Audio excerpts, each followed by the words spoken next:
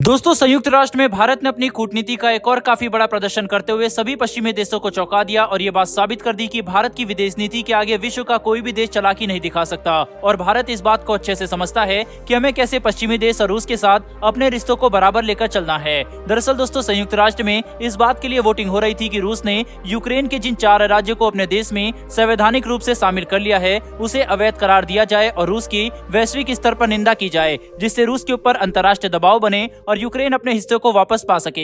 लेकिन भारत ने इस वोटिंग के दौरान अपनी कूटनीति कुशलता का बहुत अच्छा प्रदर्शन दिखाते हुए इस वोटिंग में भाग लेने से मना कर दिया, यानी कि इस प्रस्ताव को अब्सटेन कर दिया। जबकि हैरानी की बात तो यह है कि जब इस बात पर वोटिंग हो रही थी कि इस प्रस्ताव पर वोटिंग सीक्रेट बैलेट से होगी या फिर रिकॉर्डेड वोटिंग प्रोसीजर से, तो भारत ने उस दौरान रूस के खिलाफ वोट दिया और सभी पश्चिमी देशों का साथ देते हुए ये बात कही कि इस प्रस्ताव पर वोटिंग रिकॉर्डेड वोटिंग प्रोसीजर के तहत ही होनी चाहिए। जबकि रूस के खिलाफ निंदा प्रस्ताव के असली वोटिंग के समय भारत ने रूस का समर्थन करते हुए वोटिंग के दौरान अब्सटेन कर दिया, जिससे भारत ने पश्चिमी देशों और रूस दोनों के साथ अपने संबंध को बड़ी ही कुशलता से मैनेज किया। हालांकि भारत के इस कदम से पश्चिमी देश और यूक्रेन भारत से और ज्यादा नाराज हो जाएंगे और भारत के ऊपर अंतर्राष्ट्रीय दबाव बढ़ाने की कोशिश की जाएगी। हमें यह बात नहीं भूलनी चाहिए कि भारत ने अभी तक अंतर्राष्ट्रीय स्तर पर खुलकर रूस की निंदा नहीं की है और केवल दोनों देशों को शांति बनाने की ही बातों पर जोर दिया है, जो कि यूक्रेन और सभी पश्चिमी देशों को ज्यादा खटक रही है। वहीं पर चीन तो इस मुद्दे पर बयान देने से बिल्कुल ही बच रहा है और चुपचाप रूस के साथ अपनी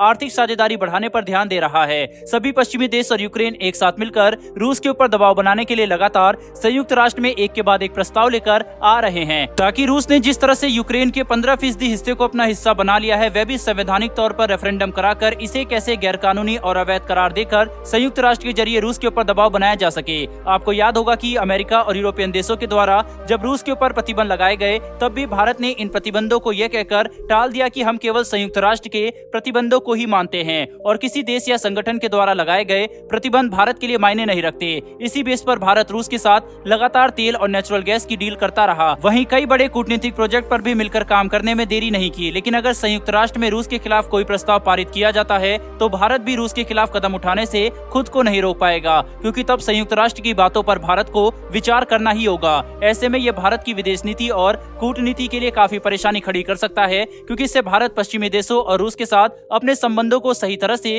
बैलेंस नहीं कर पाएगा। फिलहाल के लिए भारत ने रूस के खिलाफ लाए गए इस निंदा प्रस्ताव की वोटिंग में अब्सटेन करके रूस के साथ अपने संबंधों को बचा लिया और secret ballot versus recorded vote की वोटिंग के दौरान पश्चिमी देशों के समर्थन में वोट करके भारत अमेरिका को भी संभालने में सफल रहा। कुल मिलाकर देखा जाए तो भारत ने इस पूरे वेस्ट वर्सेस रशिया मामले को काफी सही तरह से हैंडल किया। लेकिन भविष्य में भारत क्या करता है, ये देखना काफी ज्यादा रोचक होगा। बहरहाल बढ़ते हैं हमारी दूसरी खबर की तरफ। तो दोस्तों, संयुक्त राष्ट्र महासभा के एक सेशन के दौरान भारत ने पाकिस्तान को काफी करारा जवाब देते हुए ये बात साफ कर दी कि उन्हें हर जगह बिना वजह के कश्मीर मुद्दा उठाने के पहले सोचना चाहिए। दरअसल दोस्तों, संयुक्त राष्ट्र महासभा के एक सेशन में रूस यूक्रेन मुद्दे के ऊपर बातचीत चल रही थी। वहीं पर इसी दौरान पाकिस्तान के रिप्रेजेंटेटिव ने कश्मीर मुद्दा उठाने की कोशिश की और तभी भारत ने पाकिस्तान को एक करारा जवाब देते हुए ये बात कही कि पाकिस्तान को ऐसे मूर्खतापूर्ण और व्यर्थ बयान देने से बचना चाहिए। साथ ही उन्हें संयुक्त राष्ट्र महासभा के मंच का दुरुपयोग नहीं करना चाहिए। इसके अलावा भारत ने पाकिस्तान को आतंकवाद मुद्दे के ऊपर भी काफी अच्छे से खरी खोटी सुना दी। दोस्तों, पाकिस्तान अक्सर संयुक्त राष्ट्र के मंच का